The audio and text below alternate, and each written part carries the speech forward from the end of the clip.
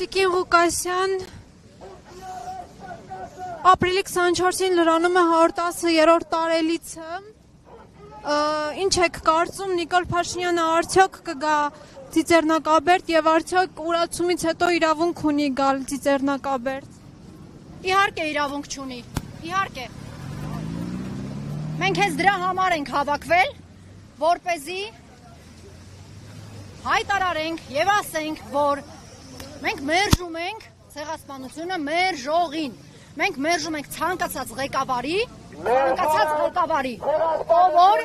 ով մեր պետականությունը կասկածի տակ կդնի։ Ես զինվորական եմ եղել, ես պայքարել եմ հանուն մեր պետականության։ Ես այսօր էլ եմ պայքարելու հանուն մեր պետականության, ինչու՞, որովհետև ես պահեստազորի զինվորական եմ։ Ոչ է զինվորական իր այդ առաքելությունից չի զրկվում երբեք։ Ոնց որ ռուսն ասում, մենք պաժիզնի զինվորական ենք։ Եվ ինչպես որ թուրքն է վախենում ու սարսափում լավագույն մեր ուժեղ հայ սպաներից, մեր ուժեղ գեներալիտետից, նվիրյալ գեներալիտետից,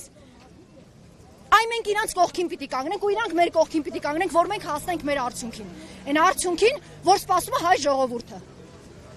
Այսօրվա ձեր շարժման գաղափարը, նպատակը ինչու՞մն է կայանում։ Գաղափարը մեկն է՝ մերժել ցեղասպանությունը մերժողին եւ մերժել ցանկացած ղեկավարի, ով հայոց պետականությունը եւ հայկական ինքնիշխանությունը հայոց կասկածի տակ է դնելու, մերժել բոլոր նրանց։